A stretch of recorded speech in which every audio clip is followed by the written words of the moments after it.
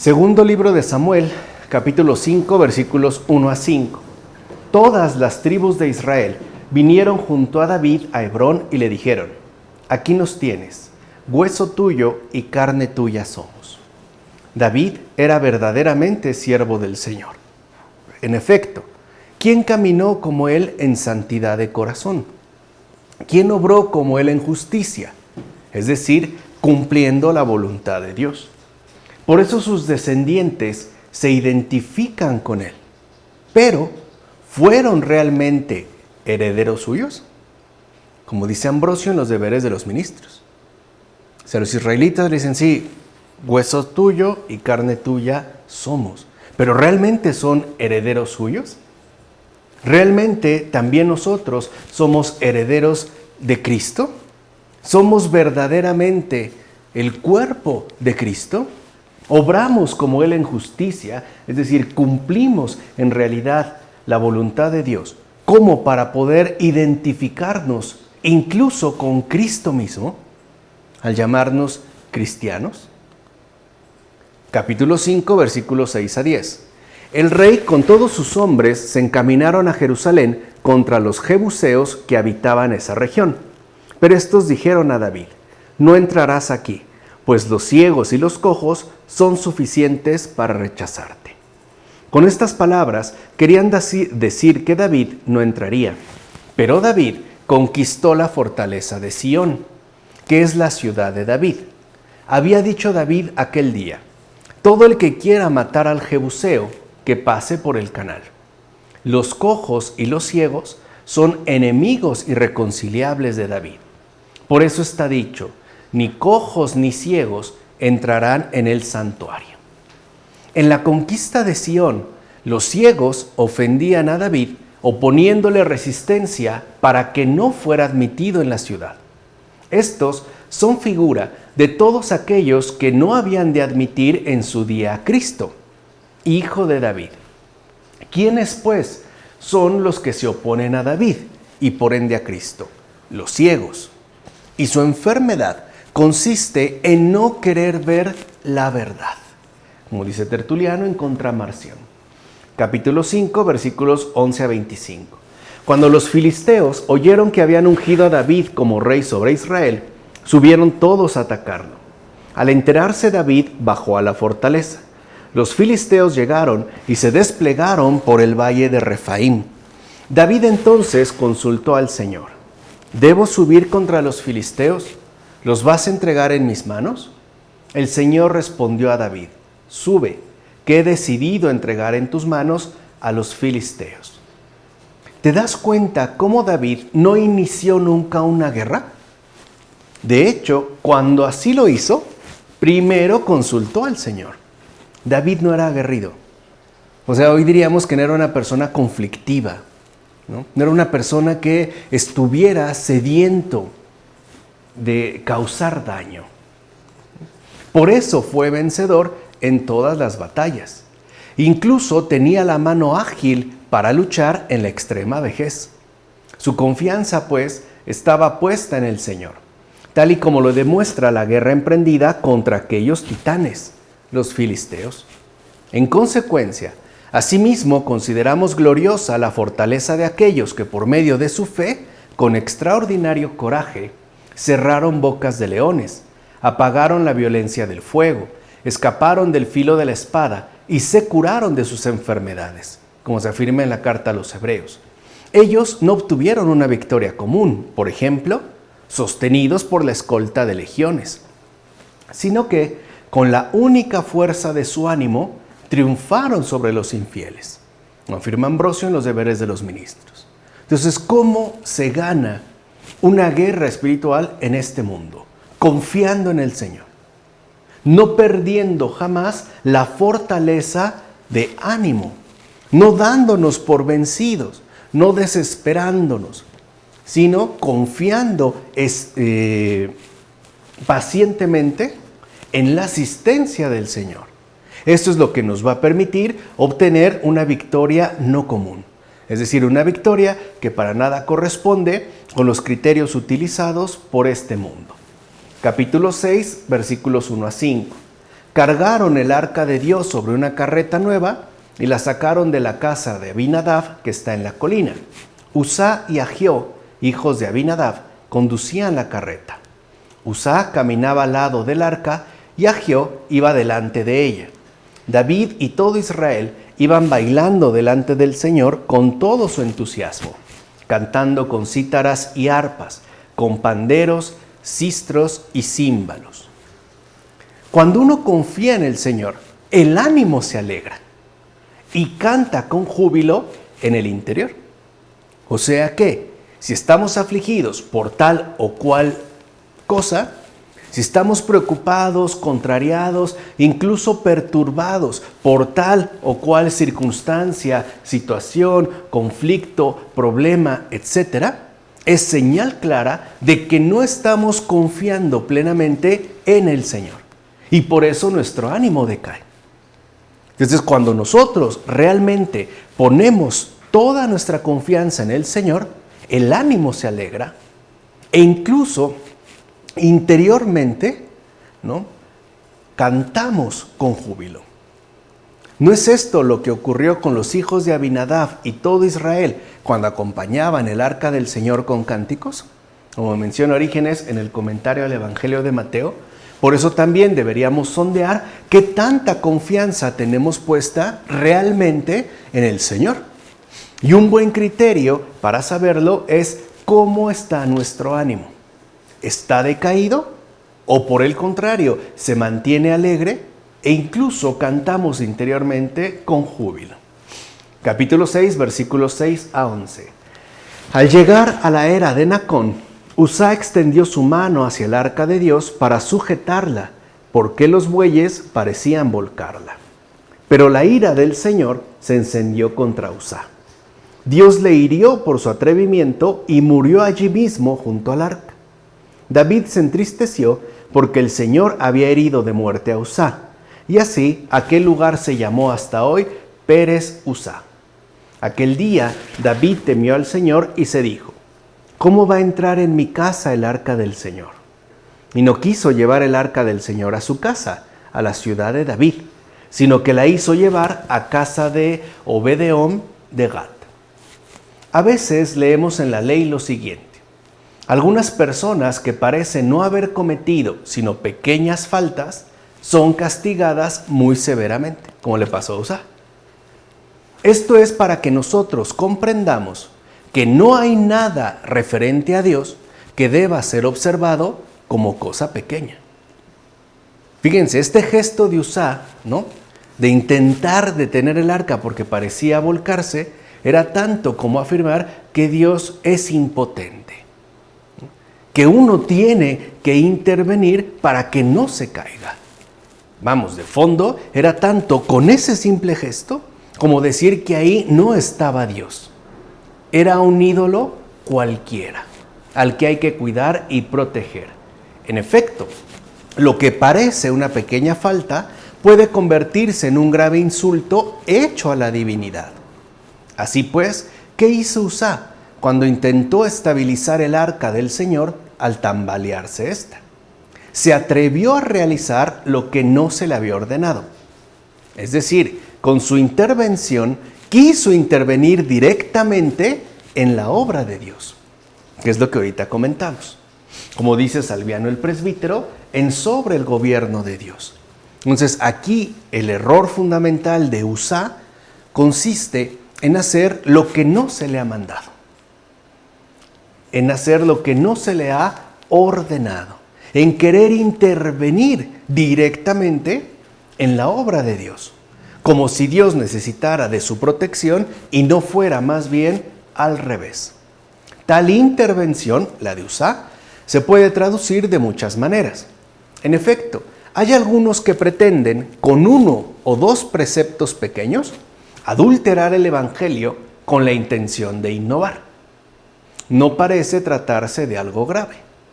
No obstante, con esas pequeñas adiciones, con esas sutiles innovaciones, se corrompe la totalidad de la recta fe. Y aquí hay algo muy peligroso, porque suele suceder que la adulteración del Evangelio no se da de una manera tajante y drástica, sino sutil y en pequeñas proporciones, porque el propósito es corromper la totalidad de la recta fe. Y para hacerlo, para que no se note la intención originaria que hay desde el principio, se suelen hacer pequeñas adiciones. De fondo, tales personas realizan una acción que no les compete. De hecho, este es el motivo de todos los males. El no irritarse por esas pequeñas cosas que al final terminan causando un enorme daño. Recuerden que así funcionan también las pasiones. Empiezan por algo pequeño con el propósito de causar un daño enorme. En efecto, por eso se siguieron los grandes pecados, ya que los menos importantes no fueron corregidos oportunamente. En consecuencia, de la misma forma que si no se da importancia a los dolores físicos, puede aparecer fiebre, infección y muerte, así los que desdeñan los males pequeños propician la aparición de males mayores, como afirma Juan Crisóstomo en el comentario a la carta a los Gálatas. Y esto nos da mucha luz para entender el desorden actual en el que vivimos. Ya han aparecido males mayores, pero en gran medida estos han aparecido como consecuencia de que hemos desdeñado desde hace ya bastante tiempo males pequeños. No les hemos dado la importancia, los hemos dejado pasar, como si no se tratara realmente de algo inaceptable, incluso al nivel doméstico y al nivel más ordinario. Por ejemplo, puede ser que yo me escandalice por la eutanasia y lo vea como un mal mayor. Pero ¿qué hay de las veces que yo he matado la esperanza o la confianza en alguien más? A partir incluso de pequeñas mentiras. Lo veo como un mal pequeño. Sí, pero es a partir de ese mal pequeño que se hacen posibles posteriormente males mayores. Como dice Juan Crisóstomo en el comentario a la carta a los Gálatas. Así pues, tanto respeto quiso el Señor para sus cosas, que no permitió el atrevimiento de una sola mano, incluso para auxiliarlo. El Señor mismo manifestó su desacuerdo con tal tipo de proceder. Ahora bien, ¿acaso nosotros no también interferimos en la obra del Señor? ¿Acaso no vivimos como si Dios hubiera dejado de ocuparse de todos nuestros asuntos?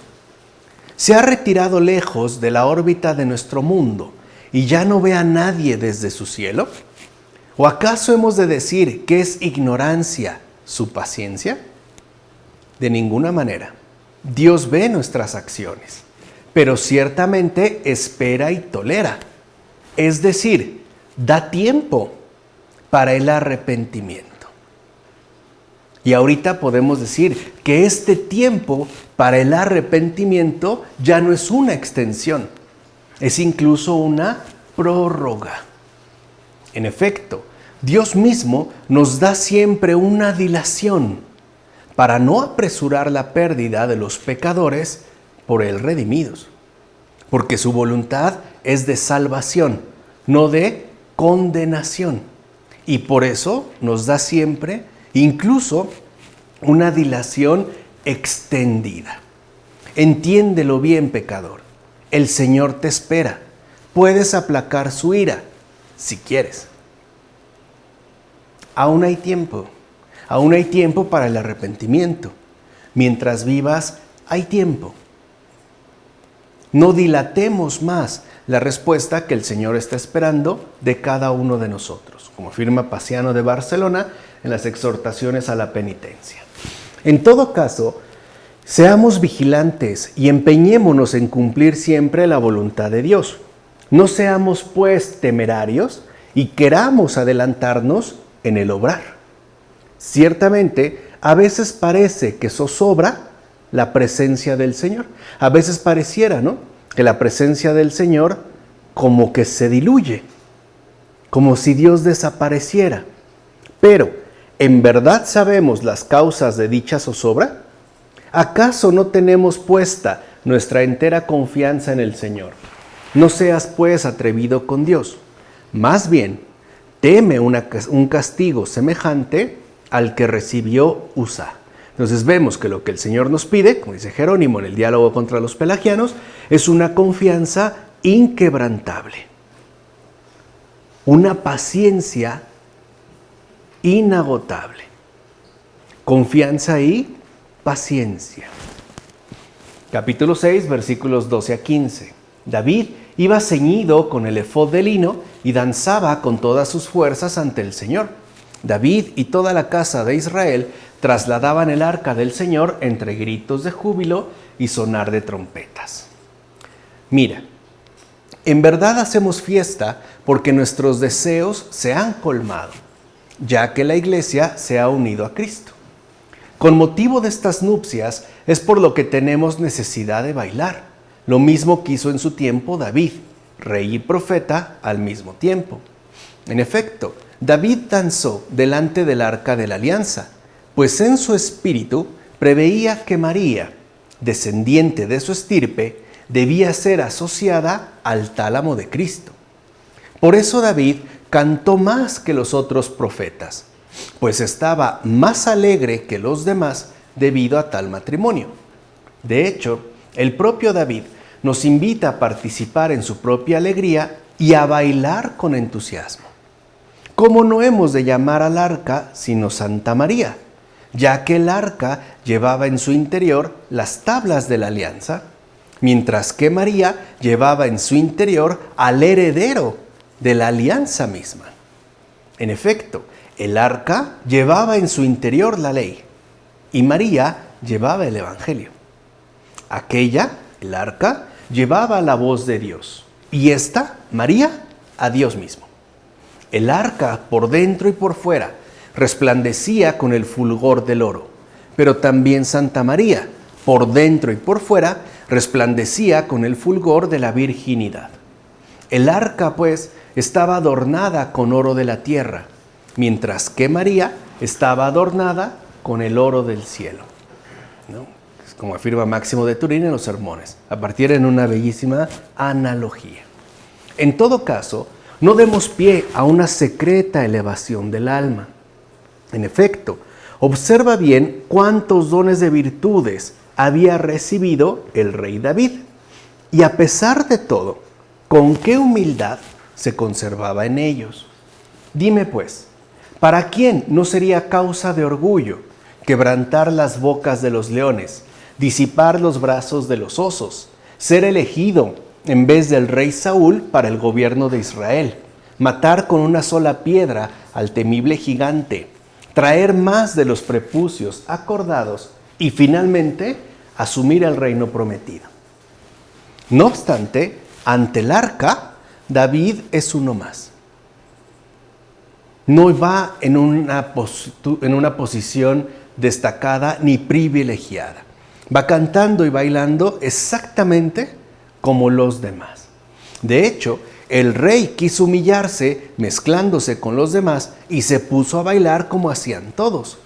Así pues, aquel que Dios puso singularmente sobre todos, se menospreciaba en nombre del Señor. Se hizo por tanto pequeño y se mezcló con la demás gente.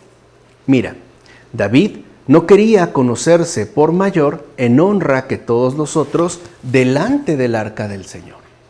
Por eso David dio muestras de humildad ante toda la gente.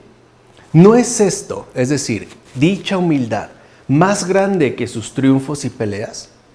En efecto, con las batallas doblegó a sus enemigos, pero saltando y bailando como lo hizo, se venció a sí mismo. En todo caso, David se abatió delante de los hombres y con ellos se mantuvo sencillo ante Dios, como afirma Gregorio Magno en los libros morales. Entonces ya tenemos la confianza, ya tenemos la paciencia y ahora también se nos invita a una humildad permanente, a mantenernos sencillos ante Dios. Capítulo 6, versículos 16 a 23.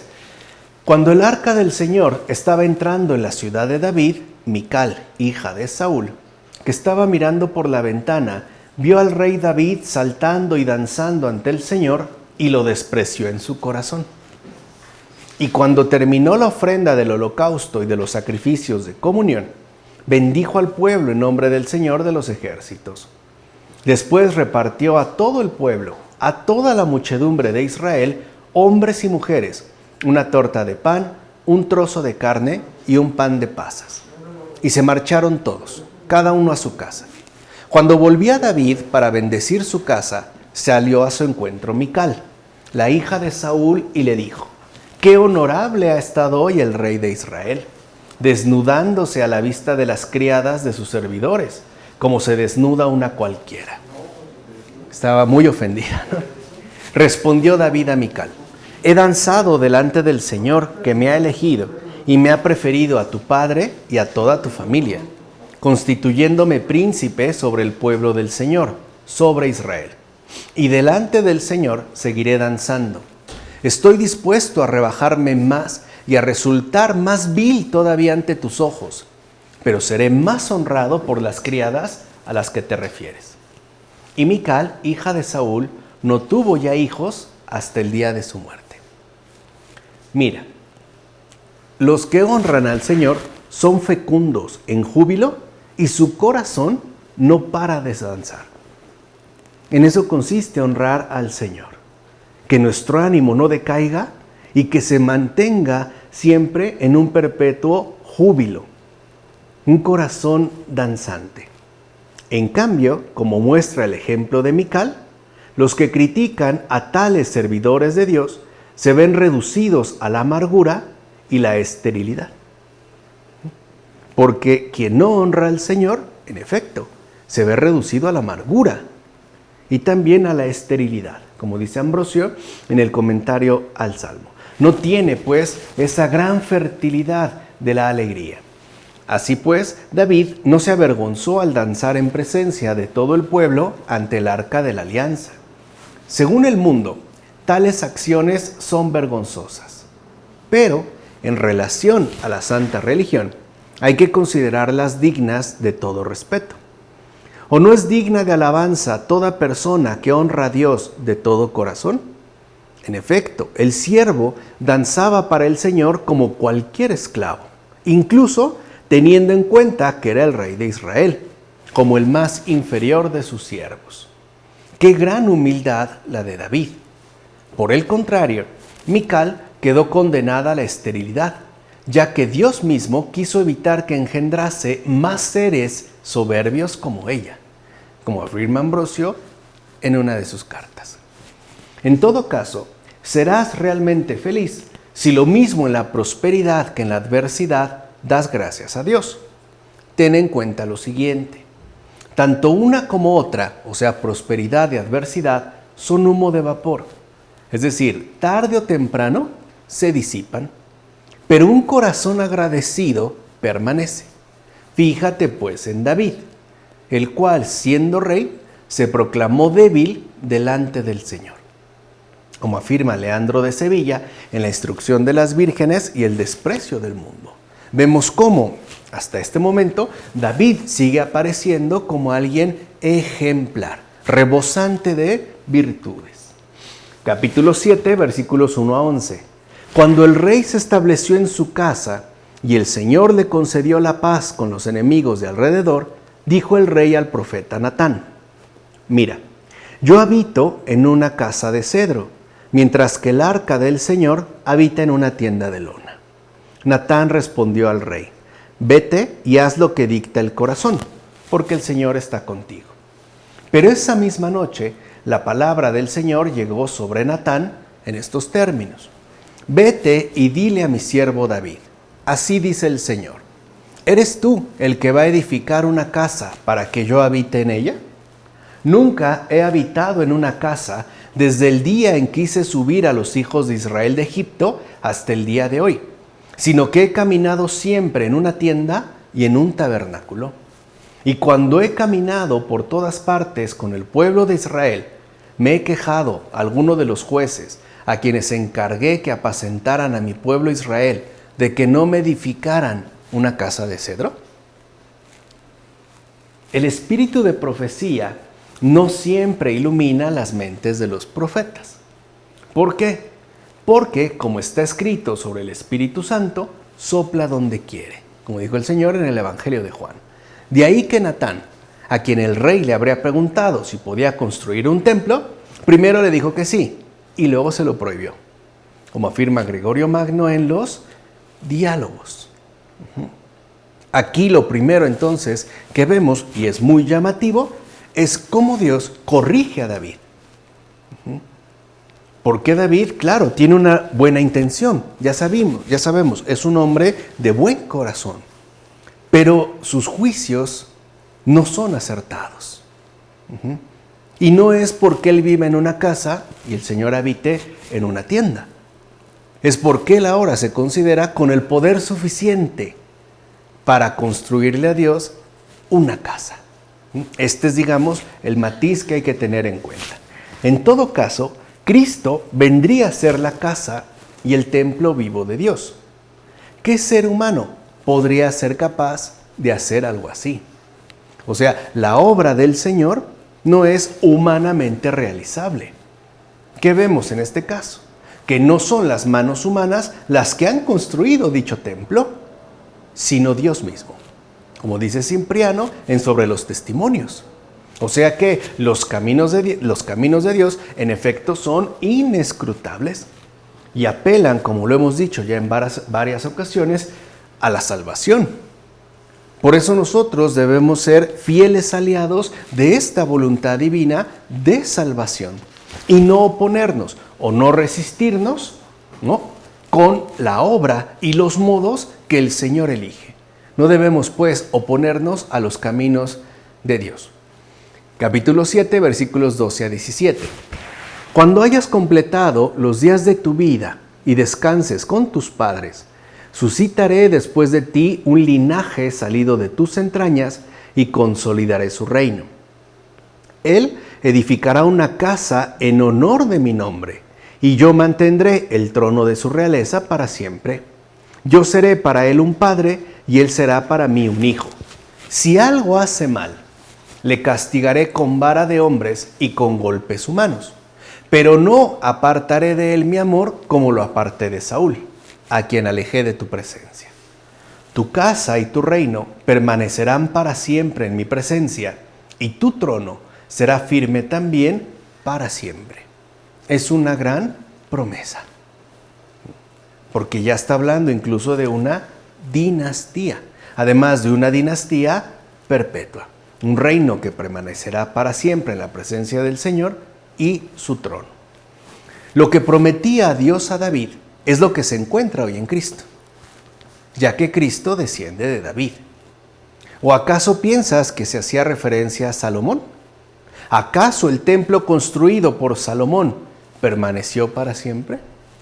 Por supuesto que no, pero Cristo sí, ya que Él es la casa de Dios, concretamente el hombre santo donde habita el Espíritu de Dios. Por eso Cristo, y no Salomón, debe ser considerado hijo de David. En efecto, solo a Él pertenecen tanto el trono eterno como el reino para siempre. Salomón fue un rey temporal. En cambio, Cristo es el rey eterno. Afirma Tertuliano en Contra Marción. Entonces ya se está hablando de esta promesa que en efecto se cumplió en Cristo, cuyo triunfo, cuyo trono, cuya victoria se ha mantenido de una vez para siempre, o sea, eternamente. En todo caso, Cristo, como Hijo de Dios, es el Rey eterno, y a su reino pertenecen no sacrificios de sangre o libaciones, sino alabanzas perpetuas y acciones de gracias verdaderas, es decir, espirituales, como dice Justino Mártir en el diálogo con Trifón. Y sobre todo, como dijimos, un corazón, que salta de gozo por la bondad del Señor. Capítulo 7, versículos 18 a 29. Entonces, el rey David fue y se presentó ante el Señor diciendo: ¿Quién soy yo, Señor Dios? ¿Y qué es mi casa para que me hayas traído hasta aquí? Y aún esto te ha parecido poco, Señor Dios, y has hablado de la casa de tu siervo para un futuro lejano. Es el designio de este hombre, Señor Dios mío. ¿Qué más podría añadir David a estas palabras? Si tú, Señor Dios, conoces a tu siervo. Por tu palabra y según tu corazón, has hecho todos estos prodigios y se los has dado a conocer a tu siervo. Por eso tú eres grande, Señor Dios mío, y no hay nadie semejante a ti, ni hay otro Dios fuera de ti, como hemos escuchado con nuestros oídos. ¿Y qué otra nación hay en la tierra como tu pueblo Israel, a quien Dios mismo haya venido a redimir para hacerlo pueblo suyo, para darle un nombre y para hacer con él prodigios y grandes maravillas, alejando a las naciones y a sus dioses delante del pueblo que redimiste para ti en Egipto? Tú has consolidado a tu pueblo Israel como pueblo tuyo para siempre, y tú, Señor, te has constituido como su Dios. Ahora pues, Señor Dios, mantén firme para siempre la palabra que has pronunciado sobre tu siervo y su casa, y cumple lo que has dicho. Que tu nombre sea engrandecido para siempre y que se diga: el Señor de los ejércitos es el Dios de Israel. Y que la casa de tu siervo David permanezca firme en tu presencia, porque tú, Señor de los ejércitos, Dios de Israel, has revelado esto a tu siervo: te edificaré una casa. Por eso, tu siervo ha encontrado valor para dirigirte esta oración. Ahora pues, Señor Dios, tú eres Dios y tus palabras son verdad. Tú has prometido estos bienes a tu siervo. Dígnate pues bendecir la casa de tu siervo para que permanezca en tu presencia para siempre. Porque tú, Señor Dios, has hablado y con tu bendición será bendita para siempre la casa de tu siervo. ¿En qué consiste la bendición de la casa de David? En Cristo, por quien sería eterna su casa, y a la vez la casa de Dios. Es casa de David por razón de su linaje, y casa de Dios por razón del templo de Dios. Pero se trata de un templo hecho de seres humanos, no de piedras. O sea, que la casa de David es la iglesia. Es pues en este templo de personas donde mora eternamente el pueblo con su Dios y en su Dios, y Dios con su pueblo y en su pueblo. Ahí está la comunión. Por supuesto, Dios llenará su pueblo y el pueblo será lleno de su Dios. ¿Cuándo? Cuando Dios sea todo en todas las cosas, como afirma San Pablo en la primera carta a los Corintios. Dios, que es fuerza en el combate, será premio en la paz. Así pues, la casa de David la edificamos también nosotros cuando vivimos bien, es decir, con la ayuda de Dios. Eso es vivir bien. Vivir siempre con la ayuda de Dios. ¿O no es verdad que si el Señor no edificare la casa, en vano se fatigan los que la fabrican? Como se dice en el Salmo, de acuerdo a Agustín, en la ciudad de Dios. Capítulo 8, versículos 1 a 8. Después de esto, David abatió a los filisteos, los humilló y les arrebató Gat y sus zonas de apoyo. Abatió también a los moabitas y haciéndoles echarse en tierra, los midió con un cordel. Luego mandó dar muerte a 2 de los grupos que habían medido y dejó con vida al tercer grupo. Así los moabitas quedaron como vasallos de David, obligados a pagar tributo. También abatió David a Hadad-Ezer, hijo de Rejó, rey de Sobá, cuando salía para imponer su dominio hasta el río Éufrates. De entre sus hombres, David apresó 1,600 de caballería y 20,000 de infantería, y desbarató todos sus carros, dejando solo 100.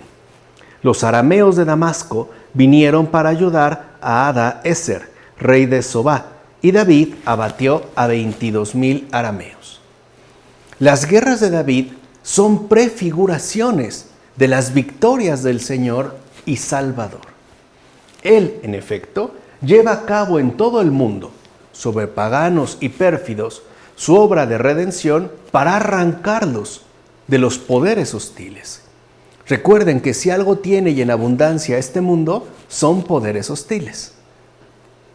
Poderes de los cuales únicamente Cristo nos puede rescatar.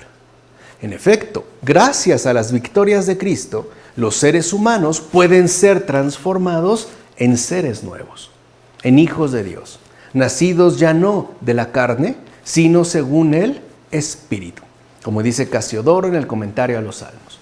En todo caso, el significado que tiene la separación que hizo David cuando venció a los moabitas con 2 cordeles es el siguiente. Aunque vencidos todos por Cristo, algunos prefieren volver a sus ídolos y por ende van a la muerte.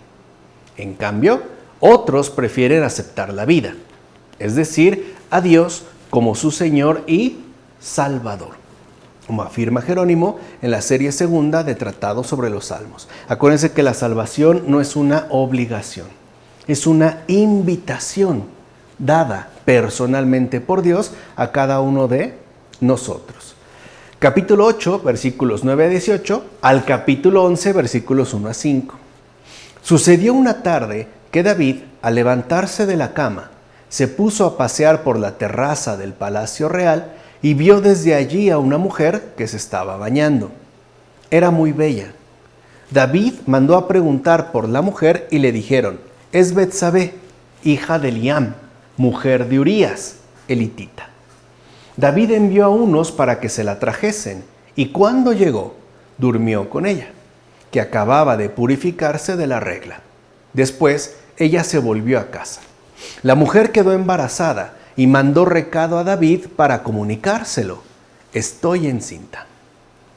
David, escogido según el corazón de Dios, y que tantas veces había cantado con boca santa, después, paseando por la terraza de su palacio, quedó prendado de la desnudez de Betsabé. Advierte pues lo siguiente: no basta con cuidar la boca, ya que la vista también debe ser purificada. O sea, no basta con refrenar la lengua y purificar nuestros labios. Nuestros ojos también necesitan de purificación. En efecto, por la mirada, David quedó prendado de Betsabé, y junto al adulterio fue asimismo arrastrado al homicidio, porque en eso terminó. Y vean, y todo por una mirada. No hay pues mirada segura, ni siquiera en la propia casa. Cuida por tanto tu mirada, para que no te extravíe, como afirma Jerónimo en las cartas, en una de sus cartas. O sea, hay cosas que es mejor no ver.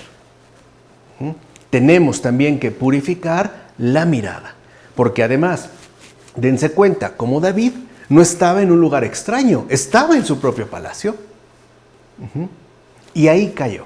Entonces cuidemos también la mirada, para que ésta no nos extravíe, llevándonos a situaciones más graves, como es el adulterio y finalmente el homicidio. Por otra parte, San Jerónimo, entre otros, indica que Betsabé es figura de la iglesia, mientras que David representa la imagen de Cristo el Señor. En efecto, ella agradó al rey y mereció recibir sus abrazos. Y después, el mismo rey ordenó la muerte de su marido.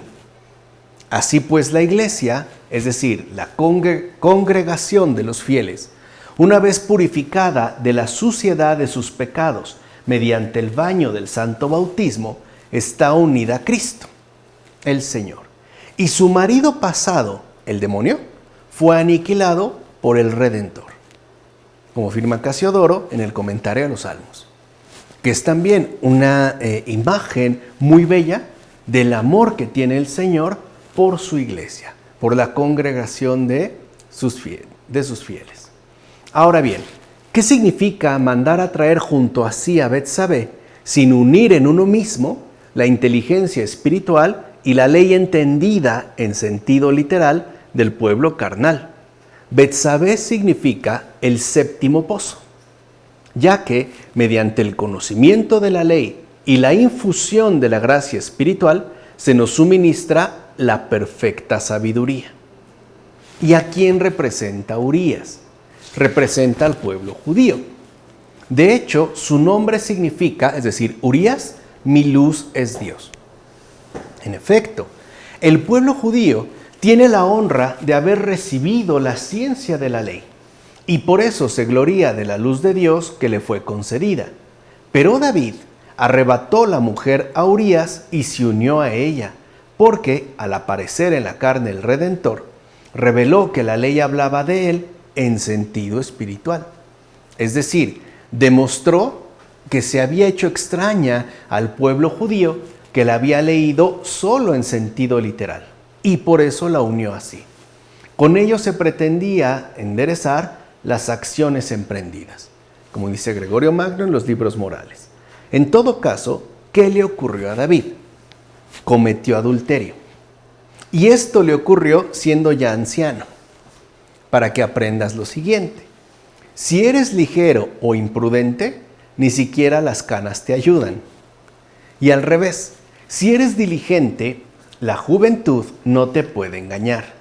Así pues, para que aprendas que no es la edad, sino la razón la que hace nuestro comportamiento sensato, fíjate en David, que entrado en años, cayó en adulterio y cometió un crimen por no haber llegado a entender que se trataba de una actitud pecaminosa. ¿Qué fue entonces lo que le pasó a David? Se dejó llevar por la incontinencia y ejecutó su equivocada intención. Como dice Juan Crisóstomo en Sobre la Penitencia. Y en efecto así fue. El problema con David, ya avanzado en edad, ¿no?, ya lleno de canas, es que ejecutó su equivocada intención. Fíjense cómo para una cuestión que puede parecer tan llamativa como una guerra, consultó primero al Señor. Pero en esta intención se olvidó de preguntarle. Es decir, no lo tomó en cuenta y se dejó llevar por su deseo. Y no solo eso, sino que además efectivamente, ¿no?, ejecutó su equivocada intención. Capítulo 11, versículos 6 a 27. Al amanecer, David escribió un recado para Joab y se lo envió por medio de Urías. En ese recado escribió: poned a Urías en primera línea, donde más recio sea el combate, y dejadlo solo para que sea alcanzado y muera. Vean cómo ya hay un cambio en David. Algo ha pasado. Mira, el gran profeta David, elegido de un modo tan eminente por el Señor, cometió un adulterio al desear y robar a la mujer ajena. Y por si esto fuera poco, después planea incluso matar al marido de la misma. ¿Te das cuenta hasta dónde puede llegar nuestro humano extravío? ¿Hasta dónde nos puede llevar nuestra necedad? ¿Hasta dónde nos puede llevar lo ilícito? A situaciones cada vez más graves y más desastrosas, como dice Agustín en una de sus cartas. En todo caso, David, que en todos sus actos agradaba a Dios, por su propia debilidad se volvió disoluto, y por el deseo de una mujer ajena se hizo cruel e inflexible ante la muerte de Urías. Así pues, el que antes sabía perdonar con piedad a los malvados, después aprendió, sin retractarse, a desear incluso la muerte de los buenos. Fíjense este gran contraste. Y ahí vemos nuestra real y cruda condición humana.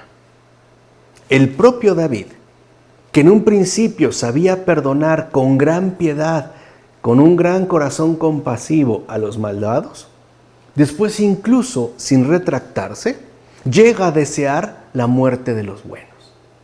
Al principio no quiso herir ni ejecutar al perseguidor que tuvo entre sus manos, a Saúl. Pero luego acabó con la vida de su obediente capitán. De hecho, su culpa le habría llevado muy lejos, si sus penitencias no le hubiesen devuelto el perdón, como afirma Gregorio Magno en la regla pastoral. Y esa es la gran diferencia con Saúl, la penitencia, es decir, el arrepentimiento. Saúl no mostró nunca un arrepentimiento sincero, David sí. Y de no haber tenido ese arrepentimiento, hubiera acabado realmente muy mal. Incluso podemos decir peor que Saúl. Porque mientras uno más crece en virtud, mayor también es el riesgo de caer más bajo, ¿no? O sea, es como uno, mientras más alta la montaña, mayor será la caída. Capítulo 12, versículos 1 a 6. El Señor envió a Natán ante David, y cuando llegó a su presencia le dijo: había 2 hombres en una ciudad, uno rico y otro pobre. El rico tenía ovejas y bueyes en abundancia. El pobre no tenía más que una corderilla que había comprado y criado. Crecía junto a él y con sus hijos, comiendo de su mismo pan, bebiendo de su mismo vaso y durmiendo en su regazo. Era para él como una hija. Vino una vez un huésped a casa del rico y le dio pena tomar una de sus ovejas o de sus vacas para honrar al recién llegado. Así que robó la corderilla al hombre pobre y se la preparó al viajero. Se encendió la ira de David contra aquel hombre y dijo a Natán: vive el Señor, que el que haya hecho tal cosa es reo de muerte. Y por haber actuado de esa manera, sin tener compasión, habrá de pagar 4 veces por la corderilla. Él mismo ha dictado su sentencia. David es reo de muerte. Cuando los poderosos de este mundo se resisten, primero hay que persuadirlos por medio de algunas comparaciones. Es decir, como si se tratase de un caso ajeno al suyo. Así, cuando hayan dado a conocer su recto juicio, habrá entonces que darles a conocer su propio pecado. Y esto con el único fin de que su alma, hinchada por el poder temporal, esto es lo que afectó a David, el poder temporal. O sea, el poder sí corrompe. Sí corrompe. No se levante contra aquel que le corrige. Habrá pues que pisar la cabeza de su soberbia con su propio juicio. ¿No fue esto precisamente lo que hizo el profeta Natán? Este santo varón, considerando al rey como pecador, quiso primero atarle con su propia confesión y ya después herirle con su acusación, como afirma Gregorio Magno en la regla pastoral. Así pues, Natán actúa con gran sabiduría. En efecto, después del relato, David mismo proclama una sentencia contra un supuesto adversario y hasta emite un veredicto. Así son los seres humanos. Suelen estar gustosamente prontos para formular y promulgar sentencias contra los demás. ¿Y qué hizo entonces Natán?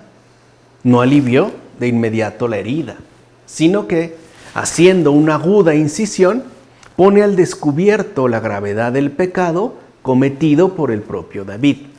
Así pues, di primero tus culpas para justificarte, como dice el profeta Isaías. Declara pues tu pecado en primer lugar, como afirma Juan Crisóstomo en Sobre la penitencia. O sea que en un primer momento, el profeta Natán lleva a David al reconocimiento de su propia falta y a que reconozca la gravedad de lo que ha hecho. Además, David se vio afectado por la prosperidad de sus éxitos temporales. Esto le afectó el juicio y le condujo a cometer adulterio y asesinato. ¿A cuántos no les habrá pasado lo mismo que a David? Por causa de los éxitos materiales, de la prosperidad económica, del poder político. No obstante, fue reprendido por el profeta Natán. ¿Y cómo le reprendió el profeta? Pues llevando a David a condenarse a sí mismo. Como dice Agustín en Sobre la doctrina cristiana. En todo caso, aunque el pecado de David no estaba todavía delante de él con toda claridad, ya llevaba a la espalda el peso de su acción. Y como no conocía todavía su iniquidad, por eso no perdonaba la ajena. A esto precisamente fue enviado el profeta, es decir, a poner ante los ojos de David su pecado y la sentencia correspondiente. La propia lengua de David fue un bisturí para su corazón. como dice Agustín en las narraciones sobre los Salmos. Capítulo 12, versículos 7 a 12. Dijo entonces Natán a David: tú eres ese hombre. Así dice el Señor, Dios de Israel: yo te he ungido como rey de Israel. Yo te he librado de la mano de Saúl. Te he entregado la casa de tu Señor y he puesto en tu regazo las mujeres de tu Señor. Te he dado la casa de Israel y de Judá, y por si fuera poco, voy a añadir muchas cosas más. ¿Por qué has despreciado al Señor, haciendo lo que más le desagrada? Has matado a espada a Urías, el hitita. Has tomado su mujer como esposa tuya y lo has matado con la espada de los amonitas. Por todo esto, por haberme despreciado y por haber tomado como esposa la mujer de Urías, el hitita, la espada no se apartará nunca de tu casa. Así dice el Señor: suscitaré el mal en tu casa. Ante tus ojos te quitaré tus mujeres y se las daré a otro, que dormirá con ellas a la luz del sol que vemos. Tú lo has hecho en secreto. Yo lo haré a la vista de todo Israel y a la luz del sol. Mira bien cómo Dios no pasa por alto las acciones humanas. Al contrario, las pone al descubierto y las exhibe delante de todos. Así pues, no pienses que Dios no juzga todas nuestras acciones, o bien que no se preocupa de todo lo que hacemos. ¿Acaso no ves cómo el crimen secreto en el que David cayó una sola vez no escapó a los ojos y juicios de Dios? Debes saber, por tanto, para alivio de tus pecados, que siempre eres visto por Dios y que a veces conviene que seas castigado por tus pecados escondidos. David no pudo ocultar su falta en lo secreto de su palacio, ni pudo apartar de sí el castigo inmediato. Por ejemplo, mediante el privilegio adquirido por las grandes acciones que había realizado anteriormente. A final de cuentas, Dios mismo le hizo saber tanto la gravedad de lo cometido como el castigo que le esperaba. El Señor es claro, ¿eh? El Señor es claro. A David ya le hizo saber tanto la gravedad de lo que ha hecho como la intensidad del castigo que le espera. Como dice Salviano, el presbítero, sobre el gobierno de Dios. En todo caso, David, el de corazón conforme a Dios, no recibió por la mirada de sus ojos una flecha en su alma por culpa del adulterio con una mujer ajena. Es más, el mal cometido incluso se levantó contra su propia familia y hasta fue perseguido por el hijo salido de sus entrañas. David hizo penitencia y su pecado le fue perdonado. Sin embargo, no dejó de cumplirse la palabra del Señor, como afirma Isaac de Nínive en el Sermón Ascético. Capítulo 12, versículos 1 a 14. Y ya con esto terminamos el día de hoy. David dijo a Natán: he pecado contra el Señor. Natán le respondió: el Señor ya ha perdonado tu pecado, no morirás. Pero por haber ofendido al Señor con esta acción, el hijo que te ha nacido morirá. Acércate a David y tómalo como modelo de conversión. Él, que era grande, cayó. Consumó el pecado, pero no confesó su tropiezo ni se acusó. Entonces vino el profeta Natán y se presentó para acusarlo. Un simple ciudadano habló al que estaba sentado en el trono. ¿Y qué respondió David? He pecado contra el Señor. ¿Ves la humildad del rey? Ahí se ve la complejidad humana. Lo que dijimos, cayó, pero al mismo tiempo conserva, digamos, esa luz, ¿no?, que le caracteriza. Por ejemplo, la humildad del rey. Gracias a dicha humildad, no tardó en reconocer su pecado. ¿Acaso alguien le convenció de su falta? ¿Eran muchos los que conocían el suceso? Bastó el profeta para que David reconociera su pecado. Y, porque confesó su culpa, se curó rapidísimo. ¿Ves ya cómo nos ama Dios? Apenas nos arrepentimos y ya los pecados están perdonados. Fíjense qué maravilla, qué misericordia, qué compasión y qué bondad de Dios. Apenas nos arrepentimos sinceramente, acuérdense que David ha confesado su pecado con sus propios labios, ha hablado de corazón y por ende también su arrepentimiento es de corazón. Cuando verdaderamente nos arrepentimos, ya los pecados están perdonados. Sí, Dios es misericordioso, pero también es justo. Por eso David, aunque perdonado de sus pecados, no abandonó la penitencia siendo rey. Al revés, cambió el trono por la ceniza y el oro por las lágrimas. ¿Por qué lloró tanto David? Porque sus ojos debían ser purificados de la concupiscencia de su mirada. Por eso el llanto de David. Si sus ojos le habían hecho pecar, ahora sus ojos tendrán que ser purificados por medio de las lágrimas. Por eso lloró tanto David, como afirma Cirilo de Jerusalén en las catequesis. Ahora bien, ya ves cómo fue instantáneo el juicio de Dios con respecto a una sola falta. En efecto, la acusación tuvo lugar de inmediato a la falta cometida. ¿Y qué sucedió? Pues que el culpable reconoció su pecado y se humilló. Se llenó de remordimiento, lloró y suplicó. Y también rechazó las joyas de la realeza y cambió de apariencia y de corazón. Así pues, el hecho de que David fuera rey no impidió el castigo merecido. ¿O acaso piensas que por ser poderoso en este mundo estás exento de castigo y penitencia? No te engañes.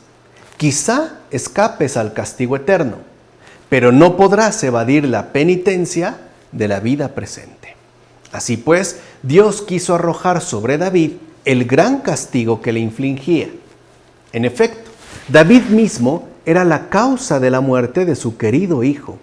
Es decir, al niño se le quitó la vida precisamente por el crimen de quien lo había engendrado. Como dice Salviano, el presbítero en Sobre el gobierno de Dios. ¿Cómo podía Dios conceder un hijo a alguien asesino? ¿En manos de quién iba a estar esta criatura? Ahora, fíjate qué grande es el reconocimiento del propio pecado. En efecto, cuando David fue recriminado por el profeta Natán, dijo sin adornos, pequé. Y de inmediato a sí mismo escuchó lo siguiente: el Señor ha borrado tu pecado. Tal es pues el valor de estas dos sílabas, pequé, ya que mediante ellas subió al cielo la llama del sacrificio del corazón.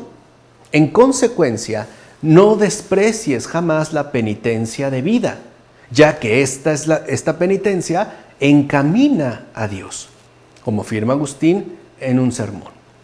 En todo caso, y ya terminamos, ten en cuenta lo siguiente: a quien se arrepiente no le basta únicamente la confesión, ya que debe cumplir también la corrección de lo que ha hecho. O sea, fíjense, la confesión es inseparable de la corrección.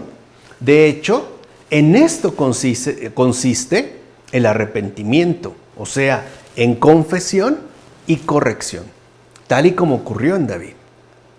Realiza una confesión y no evade la corrección que debe asumir. Entonces, el verdadero arrepentimiento no solo apela a la confesión, sino que de igual manera implica e involucra la corrección. Bueno, como dice Paulino de Nola en la vida de San Ambrosio. Vamos a dejarle hasta aquí. En nombre del Padre, del Hijo, del Espíritu Santo. Amén.